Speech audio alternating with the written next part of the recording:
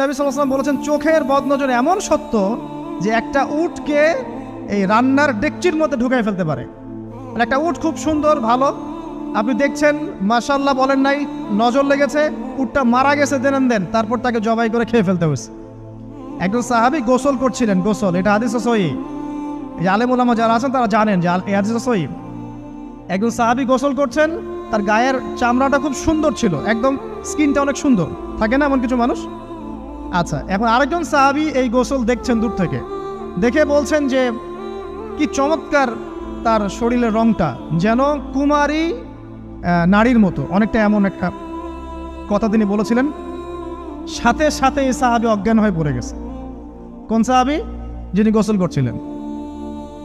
এটার আপনি কোনো ব্যাখ্যা দিতে পারবেন না তো, এখানে কোনো সায়েন্স দিয়ে বা মেডিকেল সায়েন্স দিয়ে আপনি কোনো ব্যাখ্যা করতে পারবেন না।